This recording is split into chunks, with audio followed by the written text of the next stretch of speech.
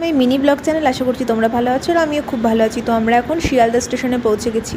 তো শিয়ালদা স্টেশনে পৌঁছানোর পর যেহেতু আমরা কৃষক স্পেশাল ট্রেনটা এসেছি, পুরোটাই ছানার গাড়ি, তো সবারই একটু মানে তাড়াতাড়ি পৌঁছানোর চক্করে অবস্থা একটু কাহিলি হয়ে গেছিলো। তো এখানে লাগেজ টাগেজ রেখে একটু ফ্রেশ হয়ে নিল সবাই, দেন আমরা বেরিয়ে গেলাম শালিমারের উদ্দেশ্যে। শালিমারে যাবো, ওর জন্য প্রথমে ওলা বুক করার কথা ছিল, দেন দেখছি অনেকটা লেট হয়ে গেছে, একটা ডাইরেক্ট বাস ছিল, তো সেটা ধরে আমরা শালিমার পৌঁছে যাই। শালিমার স্টেশনে গিয়ে আমাদের অনেকক্ষণ দাঁড়িয়ে থাকতে হয়েছিল, একটা রেলগাড়ি পাসই হচ্ছিল না, তো ওটার জন্য অনেকক্ষণ দাঁড়িয়েছিলাম আমরা একটা জায়গায়। দেন আমরা শালিমার স্টেশনে পৌঁছালাম, আর এখানে এসে চরম খিদে পেয়েছে, কারণ যেহেতু আমরা ছানার গাড়িতে মানে কৃষক স্পেশাল ট্রেনটা এসেছিলাম, তো সেই ট্রেনটাতে কোনো খাবার ওঠেনি, আর এত খিদে পেয়ে গেছে, সকাল সেই 11টার সময় খেয়েছি।